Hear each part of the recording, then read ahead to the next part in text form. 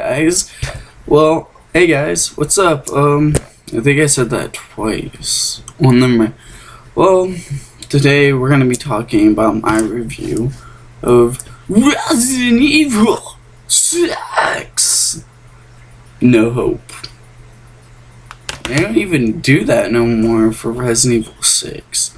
They're not like Resident Evil 6. They're just like Resident Evil 6. You're just like, what the shit?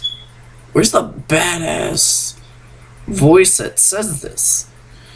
But anywho, let's get off that. Let's talk more about the game. It's a badass game in the beginning, but it takes too goddamn long to get points. Like, yeah, it's kind of difficult, but the points are tedious. What the fuck, Capcom?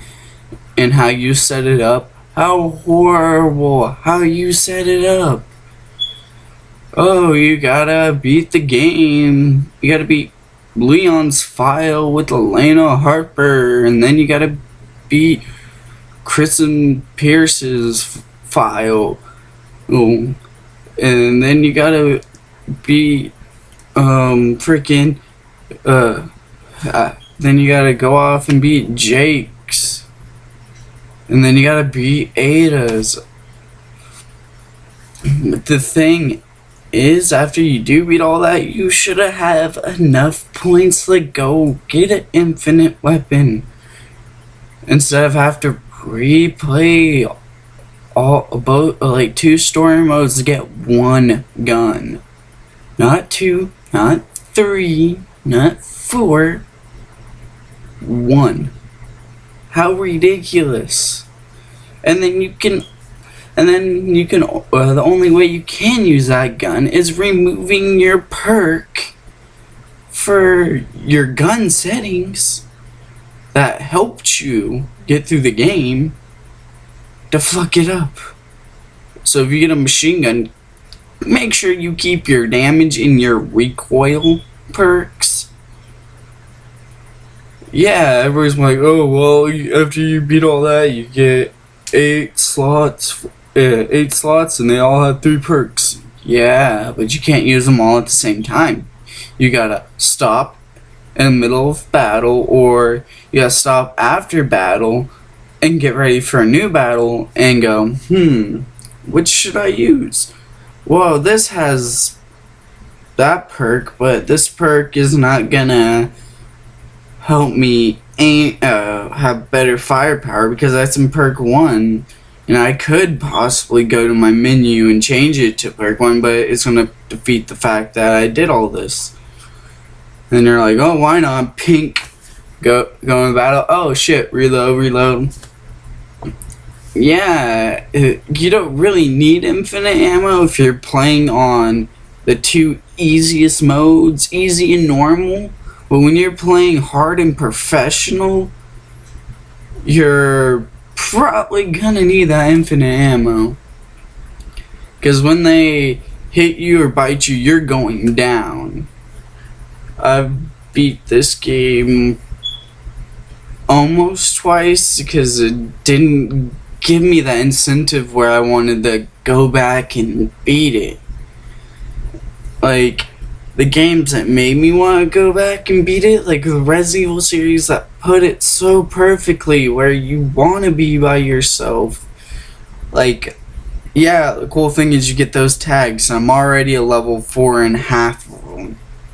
And you already, I haven't, my online, my Wi-Fi box power cord got shot. It's not gonna work. And I have no friends that are playing Resident Evil 6 because they're not as hardcore as me. But the thing is, it didn't inspire me like Resident Evil 4 or Resident Evil 5. And that was one of the worst. That's one out of the worst. Ever since Resident Evil 5 started, Resident Evil 5 was pretty good, decent at the most. And Resident Evil 4 was amazing. After Resident Evil 4, they started going downhill. Like, Resident Evil 5 wasn't that good of a story, because yeah, it was long, but it was tedious like a motherfucker.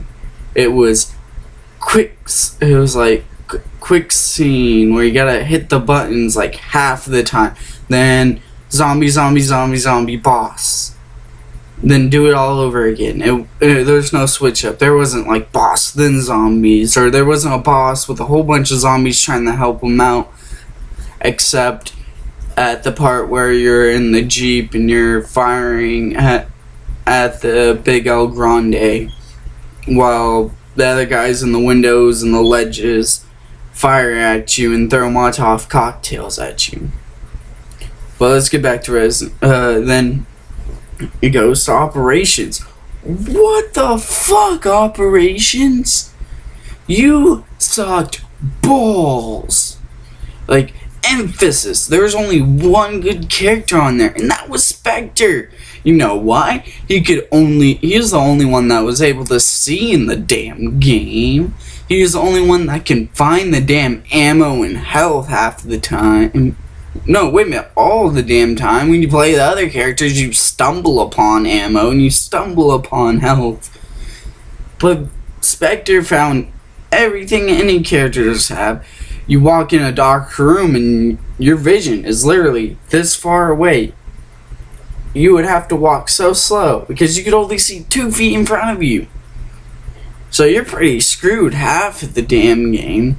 And then next minute they come up with Resident Evil 6. It was supposedly badass. It's tedious. It's annoying. It didn't make me want to keep going. Like, yeah, it's fun. Let's talk about the Mercenaries mode. Remember Mercenaries mode? I bet you do. With even the old one with Tofu and Barry in it. Where the fuck's Tofu?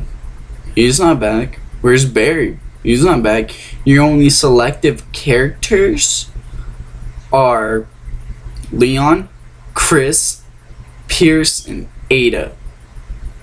Where's the 2 chicks? Are they being sexist about this? Where's Elena Harper? Ain't she supposed to be in this? And I'm thinking maybe I have to go play as them to get them into it. No, doesn't work like that. Ada, oh my god, Ada freaking mercenary weapons suck balls. I can't even explain how bad her weapons suck balls. Her little Uzi, it looked like it lost power.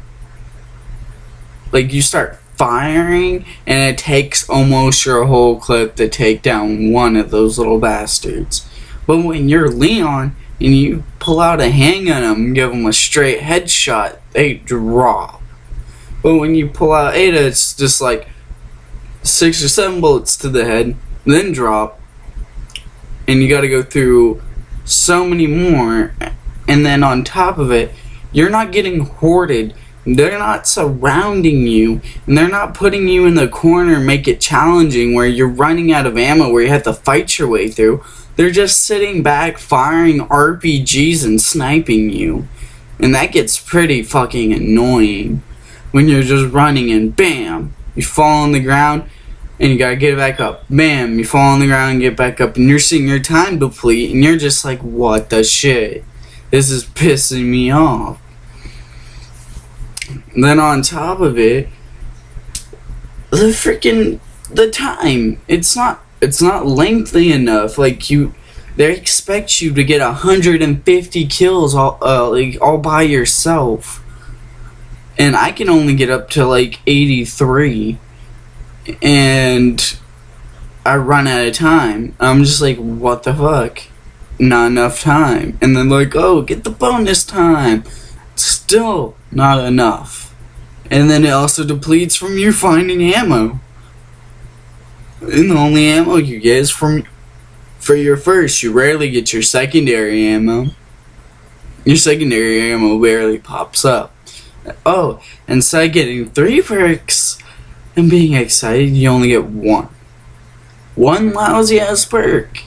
I'd rather have 3 perks where I can run around and have time going off like crazy, and and making sure my bonus stays intact. But the thing, but yeah, there's some bad stuff about it, but there's some great stuff about it. Yeah, the game is long as shit. That's fun. It's difficult. That's another fun part. The graphics are fucking amazing. You can actually see now. Your gun selection's much more smoother and easier to get through than sitting in that inventory for a good 30 minutes trying to figure out which one you want. Well, I exaggerate about 30 minutes, but you're just sitting there and being like, oh, I want this gun. No, I want this gun. And you want to really overload and put a shit ton of guns in there, but they made it selective where you have each type of gun set for you ready to go. So I don't think you should really need infinite ammo, because when I played through the game, I barely even used my handgun. And that shit had probably 250 bullets ready to go. And I was too busy using my sniper rifle and my machine gun and my magnum. And that's all I really used. And the boss battles were pretty damn epic, I gotta admit. The last boss battle with Leon was pretty badass. Obvious, Chris has to have an emo. It's emotional, but I think it's pretty badass. I was happy about it. But Pierce, he dies.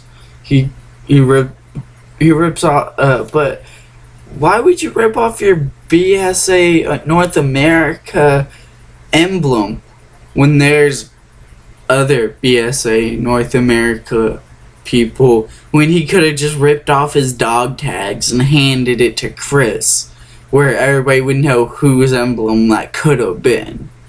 How retarded. And they give you dog tags.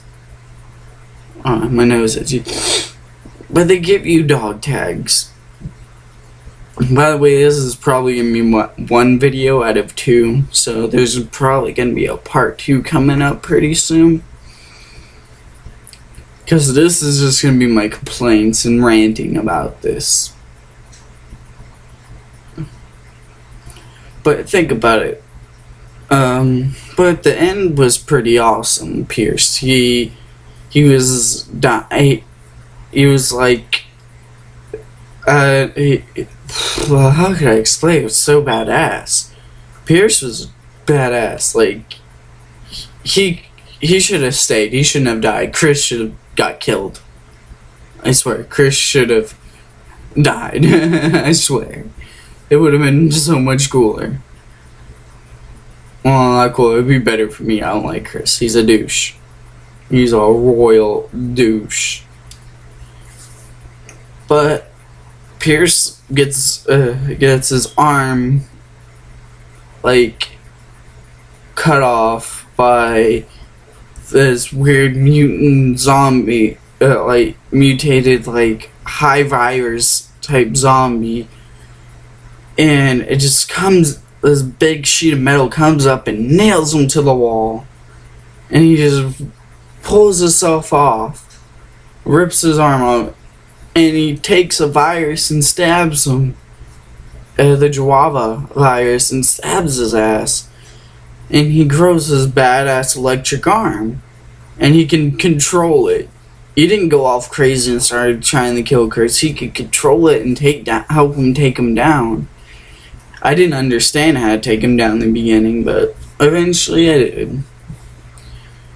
This is gonna be part 1 out of I don't know yet, but this is I'm gonna continue my ranting in a second. Part 2, there's probably gonna be a part 3, because this game is long and it needs to be explained. There's not a lot of bad stuff in it, and there's not a lot of good stuff in it. It's kind of like a yin and yang video game. But I hope you tune in and watch it. Like, subscribe to me. and I'll keep doing videos. I'm getting Black Ops 2, so I can talk about that later. But please like and subscribe to me.